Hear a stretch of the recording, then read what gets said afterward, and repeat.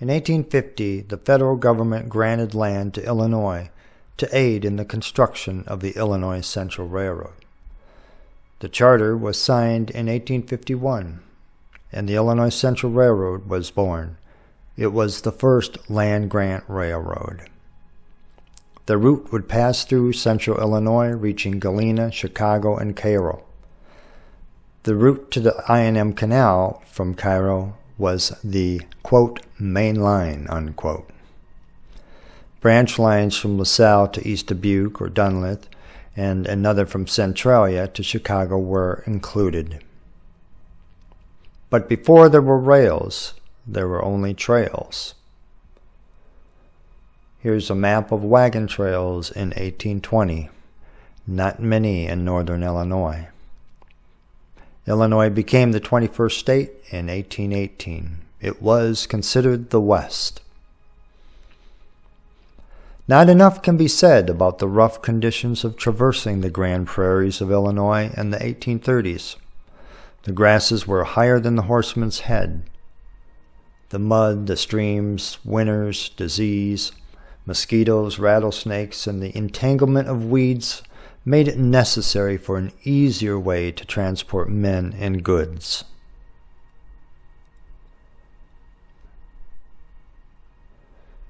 Here's another map of trails in 1830s, and there's more in northern Illinois as it grows.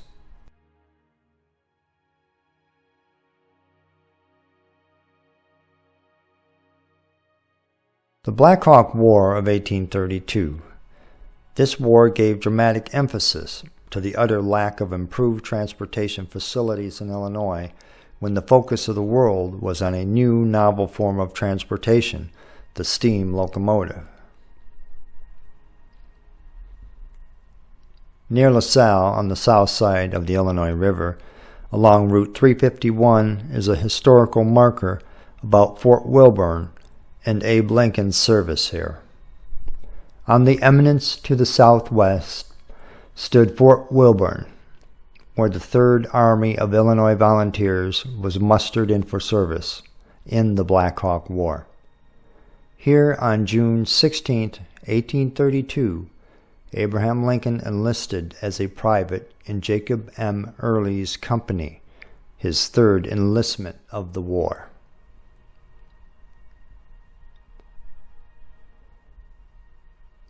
Surveying of the Illinois Prairie Lands. Here's a surveying map of 1837. Land offices were set up to sell land, but until the railroad came to these remote areas, the land didn't sell, hardly at all.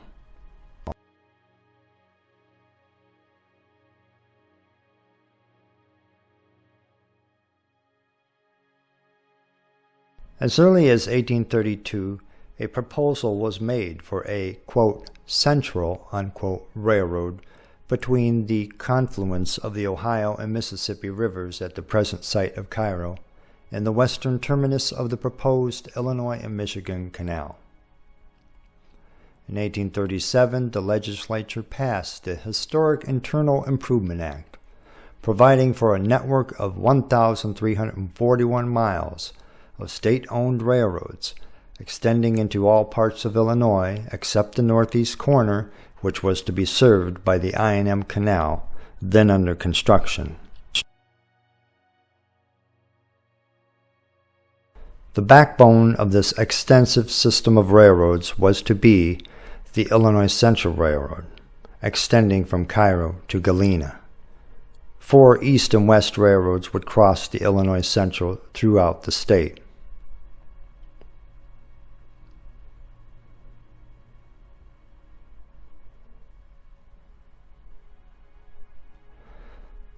The collapse of this then impossible undertaking, characterized by one historian as, quote, Illinois' supreme folly, unquote, left the state in 1840 with a debt burden of $14 million, about half of which had been spent on railway construction. The only bright spot coming from this huge fiasco was a 23-mile section of railroad from Meredosia on the Illinois River to Jacksonville. This was a tiny fragment of the Northern Cross segment, which they hoped would stretch from Quincy to Danville. It was called the Northern Cross because it looked like a cross in the northern part of the state.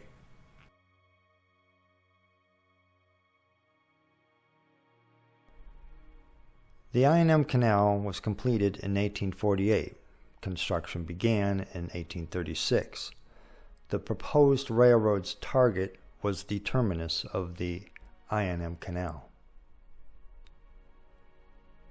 The canal was built on lands also granted by the federal government, with 5 miles available on each side to help pay for its construction.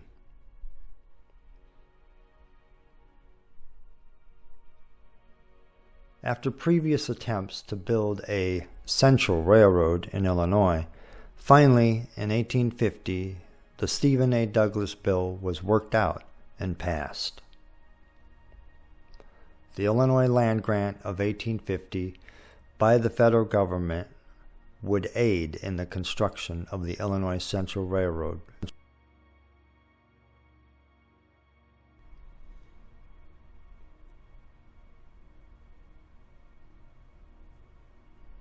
The role of the Little Giant. In 1847, Stephen A. Douglas, a U.S. Senator, directed his efforts to obtaining from the federal government an outright grant of land to the state of Illinois instead of a private corporation as proposed by an opponent. He also would seek a branch of the railroad for Chicago.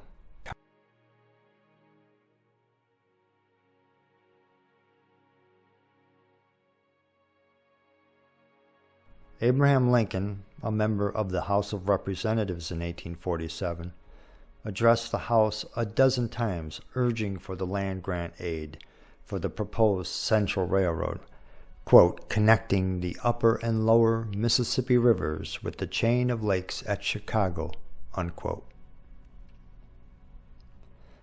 Abe would go on to be a lawyer for the Illinois Central Railroad from 1853 to 1860. There were several key figures who helped to make the Illinois Central Railroad become a reality. It was argued that the land is utterly worthless for any present purpose, not because it is not fertile and rich in what it can potentially produce, but because it is inaccessible. But if you construct this Central Railroad through the Grand Prairie, you bring millions of acres of land into the market, which would otherwise remain for years and years entirely unsaleable. The uninhabited land will be there for 500 years unless some mode of transportation of the kind being proposed be adopted. It will never command 10 cents. The land has been on the market for 15 to 30 years and some more. They are of no value and can never be of any value at the present prices unless some direct communication by railroad is made. That will give value to the land. No money is actually bestowed by the United States, and there will be no loss to it.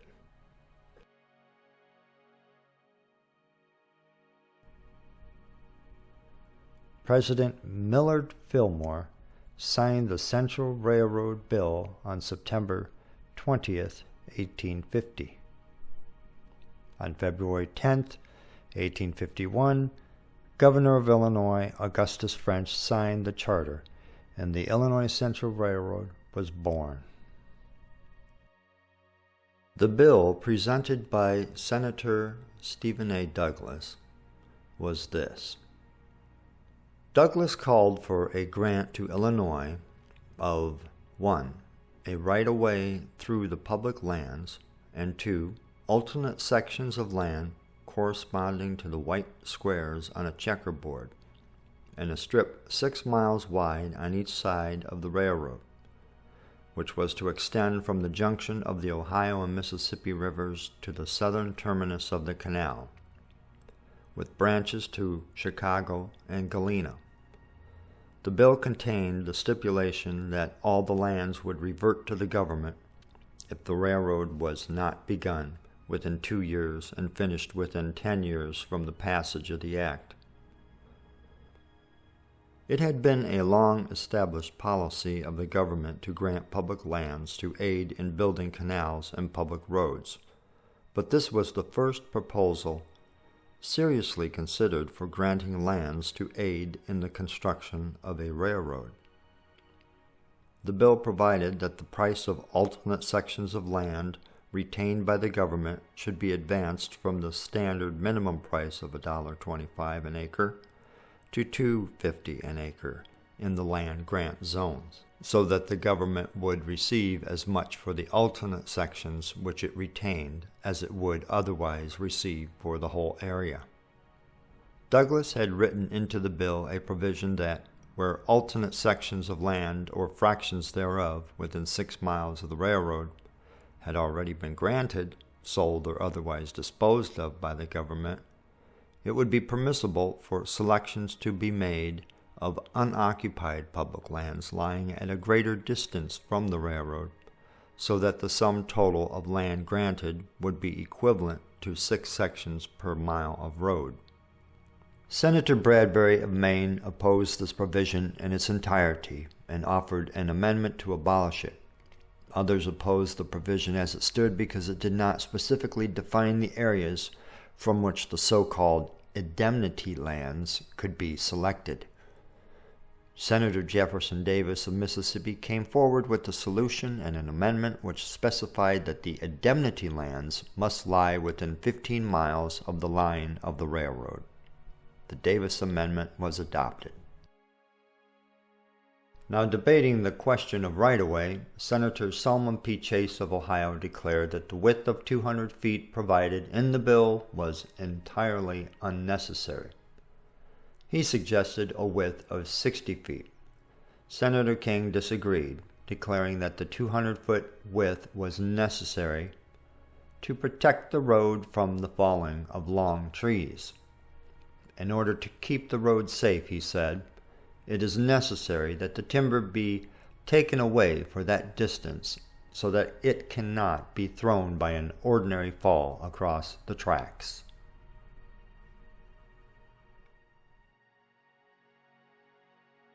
Up and down the rail line on each side was basically 6 miles. The government owned 3 and the railroad 3 on each side. Each mile had 640 acres. The price for each acre was anywhere from $1.25 to $2.50 and even up to $25 depending on the location and scarcity. The right-of-way was a 200-foot width section which gave the railroad room to build its structures, depots, freight houses, water towers, and so on. And no trees were allowed in that 200-foot right-of-way. This diagram is much enlarged, but if we zoom in closer to the tracks, we can see all of this public land owned by the federal government. The scale is 20 miles on each side of the track. The land grant for the building of the railroad was 6 of the miles on each side of the track, unless for some reason the land was already sold to someone by the government land offices. They would then extend a few more miles into the indemnity lands. This way, the government got their money, and the railroad would get their money eventually also. Let me also add that the deal was the federal government wanted to sell their lands first. The railroad had to wait. Funds to start building the railroad came from the sale of $17 million worth of construction bonds, and not the sale of the lands granted to the railroad. After the government sold their lands in the land grant zone, then the railroad would sell their 2,595 million acres of land. Eventually, those who bought the construction bonds were paid back with a healthy profit plus interest. But where would they get the wealthy investors to buy the construction bonds?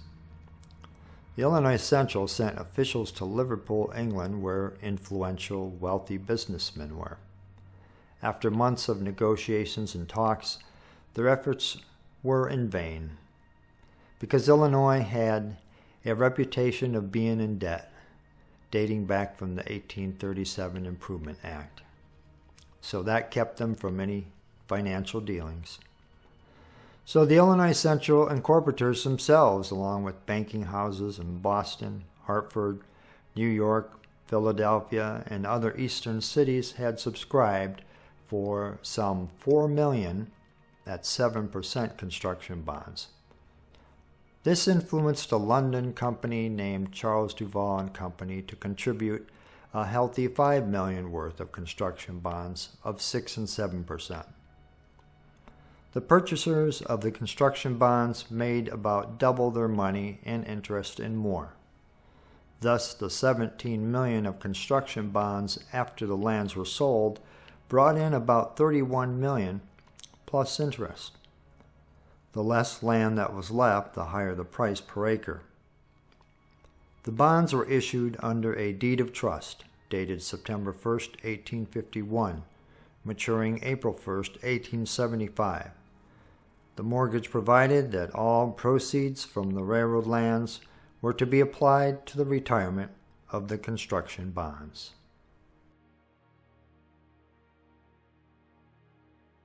Let us take a close look at my hand-drawn map and review and point out a few things. There were 3 failed attempts in trying to build a railroad through central Illinois. In 1835, the Central Railroad Project, 1837, under the Internal Improvement Act, a central railroad also failed. In 1843, it would be called the Great Western Railroad, and it would reach from Cairo City to the terminus at the I&M Canal at LaSalle. So out of all of this talk and all of this work and effort in trying to get a railroad built, by 1840 there were only 24 miles of railroad, and that was poorly constructed. And it was from Meridosia to Jacksonville, Illinois, also called the Northern Cross. By 1842, it would reach Springfield, so it would reach the Illinois River to the Sangamon River. Now, the I&M Canal terminus is at LaSalle, and from LaSalle to Cairo is the main line. And from LaSalle to East Dubuque or Dunleith is a branch line. The other branch line went from Centralia to Chicago. Now, the Chicago and Aurora Railroad was building also in the early 1850s, around the same time as the Illinois Central, and they were going to reach Mendota, and that would be pretty much their end point for a while until the Central Military Track Railroad would reach Mendota. So the federal land grant zone, as we discussed, was basically 6 miles on each side of the tracks. And it was a total of 2,595,133 acres of the 14 million, basically, of the government-owned land. By 1857, only 100,000 acres remained. Land offices closed one by one. And another important point is Mississippi and Alabama were also granted land too for this Illinois Central Railroad. So the tracks turn at Mendota, and they go through Amboy and Dixon and Freeport, up to Galena and Dunleith or East Dubuque, and the bridge over the Mississippi River would not be built until after the Civil War. It was finished in 1868.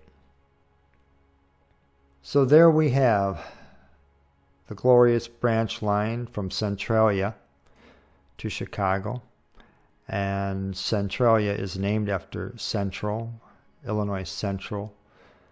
And in that wide section of the checkerboard there is the actual 6 miles on each side. All those acres of public lands which the federal government had granted to the state of Illinois were transferred to the railway company, but not without several provisions which would assure substantial and permanent benefits to both the state and the federal government. Among the provisions were 1. That the railroad should be completed within a period of 6 years. 2. That the railway lands should not be offered for sale until the federal government had disposed of all of its lands within a distance of 6 miles of the railroad at double the former price. 3. That the railway company would pay into the state treasury 7 cents out of every dollar received for the transportation of passengers, freight, express, and mails. 4. That the railroad would transport United States troops and property at 1/2 of standard passenger and freight rates. And 5. That the railroad would transport United States mails at 20% less than standard rates. The railroad, through these provisions, has paid dearly for the lands which it received. Within a few months from the time the charter was granted, the Illinois Central Railroad Company had a large force of engineers in the field. On December 23, 1851, ground was broken at Chicago and Cairo, and the construction of what was destined to become the principal railway system in Illinois was definitely underway. Within a few months, the road was under construction at several points, and thousands of laborers were arriving in Illinois to aid in the undertaking. Although the population of the state was then in the neighborhood of 900,000, the majority of these settlers were located in counties bordering on the Mississippi, Wabash, and Illinois rivers, Lake Michigan, and the Illinois and Michigan Canal. The prairie country was still but sparsely settled. The construction of so much mileage in a state so sparsely settled as Illinois was in the early 1850s, it was a difficult task owing to the lack of an adequate labor supply. The pioneer farmers showed little inclination to take part in the work, and there was no mobile labor supply in the larger towns. Fortunately, during this period of immigration of Germans and Irish to the United States increased tremendously. These immigrants were looking for work and for land. The Germans, particularly, drawn as they were from the peasant class of their country, were attracted by the cheap lands of the West, and went in large numbers to Illinois, Wisconsin, Iowa, and Missouri. Many of them were destitute, and were only too glad of the opportunity offered them of working on the railroad. It would be difficult to overstate the contribution of the Illinois Central Railroad to the growth and development of Illinois. Not only did the building of the railroad have the immediate effect of bringing millions of acres of fertile prairie lands into cultivation and production, increasing the taxable wealth of the state by hundreds of millions of dollars, but it brought an unprecedented influx of pioneers to lay the foundations for a civilization which for thrift, industry, and bold enterprise has few parallels in the world's history. The remarkable and extraordinary transformation that took place on the prairies of Illinois in the 1850s did not occur solely as a result of the construction of the Illinois Central and other railroads. That was an important and essential part of the program, but officers of the Illinois Central knew that the success of the company would depend upon the early settlement of its lands by a sturdy and industrious farm population, and by the establishment of cities and towns and industries along the railroad itself. Those who shaped the railroad's policies, decided they would not wait for settlers to find their way to Illinois unaided.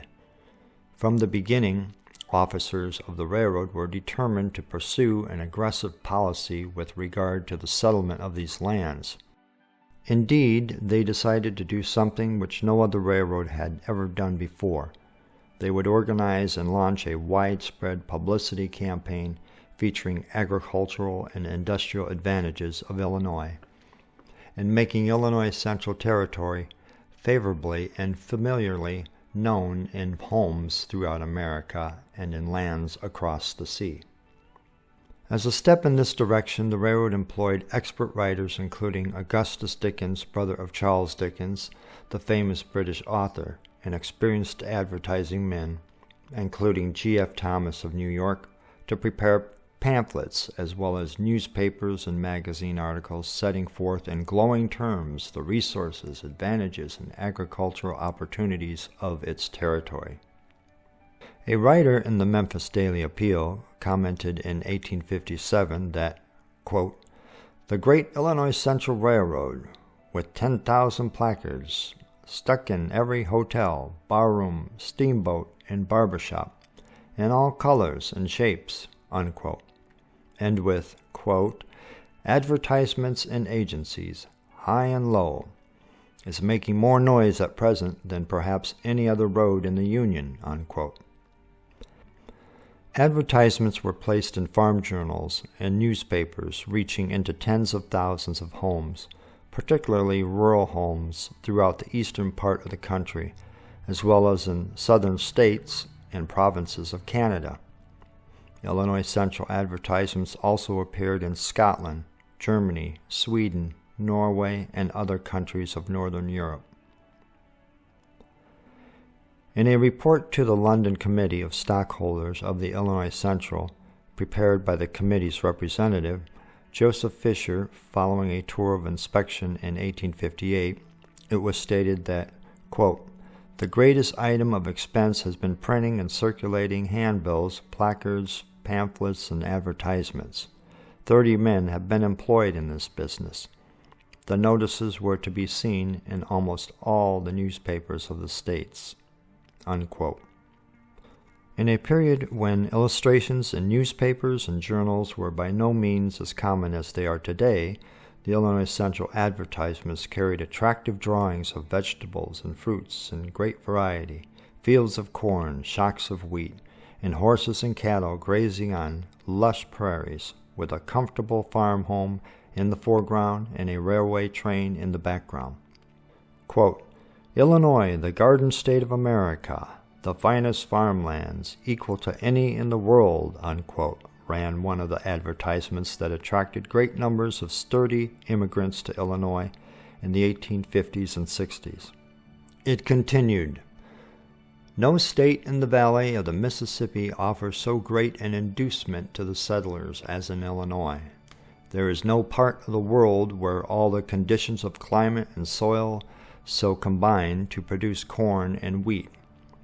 In central and southern Illinois, uncommon advantages are presented for stock raising. The great resources of the state in coal and iron, lead, zinc, limestone, sandstone are almost untouched. They await the arrival of enterprising and energetic men."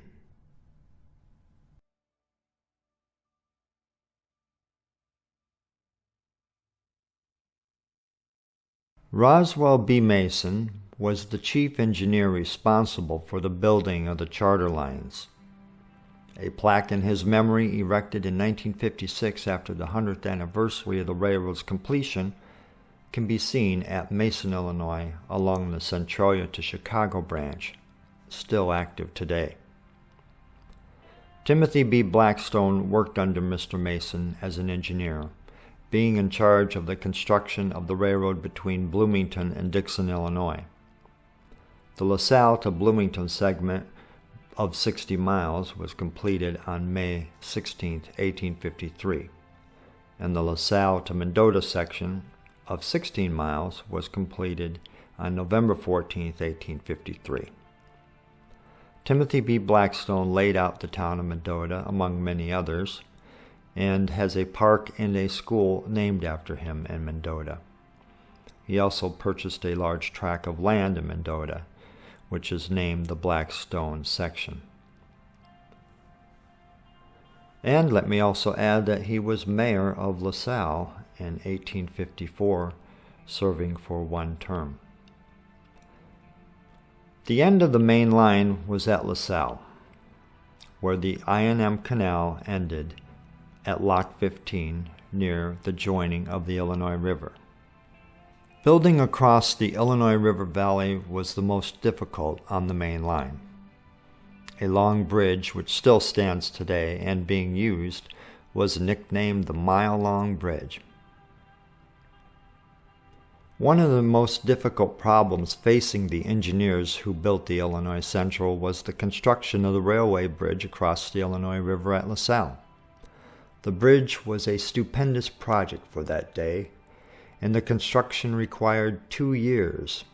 The foundation of the bridge were built with heavy blocks of stone, which were transported long distances by horses and by oxen teams. The superstructure was built of iron and truss spans encased in wood, because steel and concrete had not yet come into use in bridge construction. The Illinois Central Bridge is a Howe truss bridge, 2,899 feet in length, resting on 17 massive piers and 2 abutments. Officers of the Illinois Central referred to it as, quote, a most striking structure, unquote, and, quote, one of the most imposing structures of its kind in the country, unquote. The first train to pass over the bridge consisted of an engine, number 42, and 4 cars, and the date was about August 21st, 1854. Colonel Mason wrote to William P. Burrell, then president of the Illinois Central, quote, I returned last evening from LaSalle, where I have been for several days. We crossed the bridge on Monday last with an engine, and since then have been engaged in widening and strengthening the banks, and shall cross with our trains regularly after this week, unquote. LaSalle during this time was headquarters for a large construction force. This was partly because of the LaSalle Bridge, and the fills in the vicinity were very heavy pieces, and partly because large quantities of materials and supplies reached LaSalle by river and were then transferred to freight trains. At this time, much iron rail imported from England reached LaSalle by water, either through the Erie Canal, Great Lakes, Illinois-Michigan Canal route, or by way of New Orleans in the Mississippi and Illinois rivers. The Illinois Central Railroad, a success story for the ages. The Illinois Central achieved its goals. They and the government sold all the land in the land-grant zone. They paid off all the state debt from the 1837 Internal Improvement Act, and that was over about $18 million. They prospered everybody involved, the investors, incorporators, government, state, the workers, immigrants, farmers, and more. Anything the Illinois Central did not create, it made better. They even helped win the Civil War for the North by hauling troops, munitions, and supplies to the South.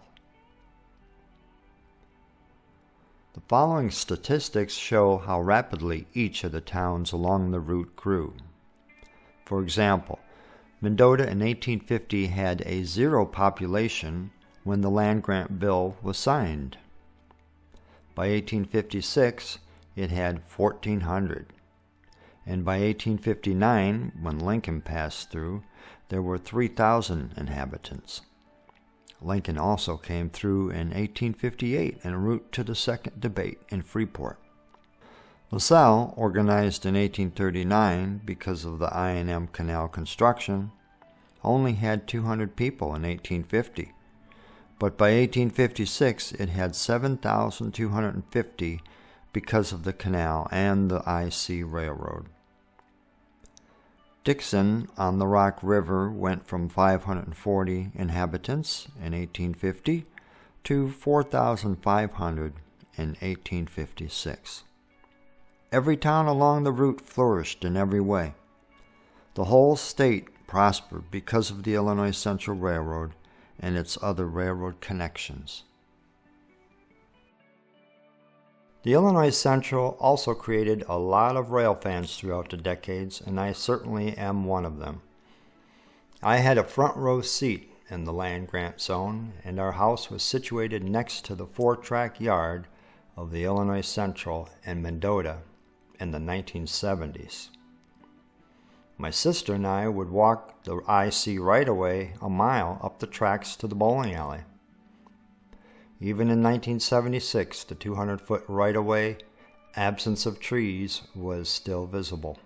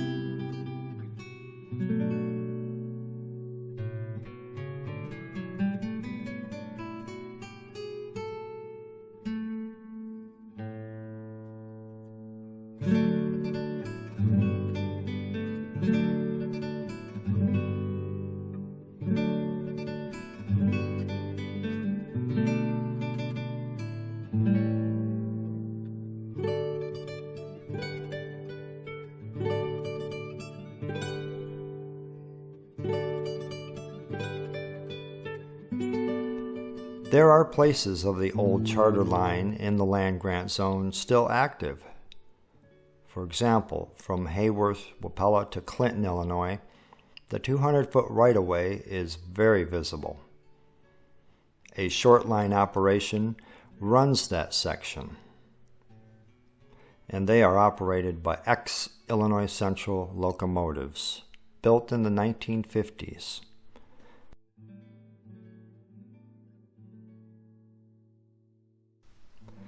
In LaSalle, Buzzy Unisim, a cement operation, still uses the bridge and track from LaSalle to Oglesby. They exchange with the Iowa Interstate Railroad at LaSalle. In Mendota, a short section of the main line remains, operated by the Mendota Railroad Museum. An old 1930s Illinois Central mail storage car rests on a siding with lots of history inside to see.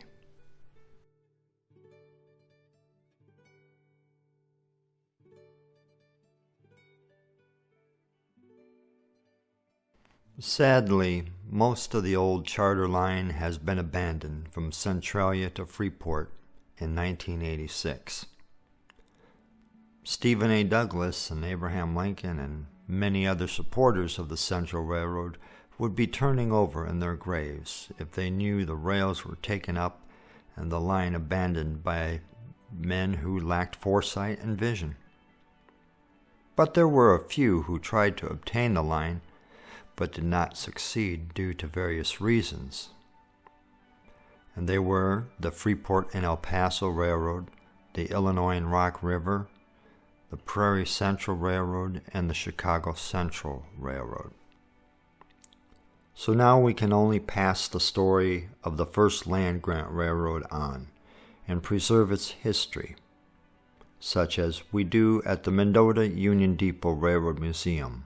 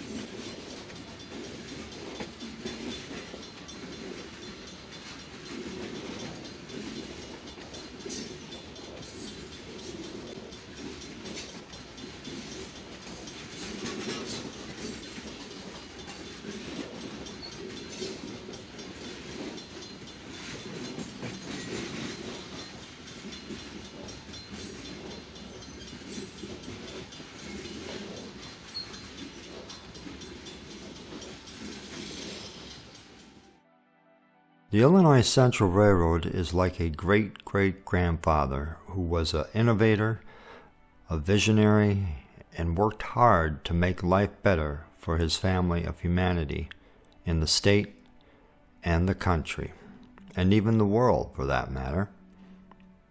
Today, we still reap the benefits of the Illinois Central Railroad, and the evidence of its value is visible all around us if we take a close look. Just looking across the expansive farm fields along the line is one example. People bought that land from the railroad and government in the land grant zone. Decade after decade, the land has been producing product to better humanity.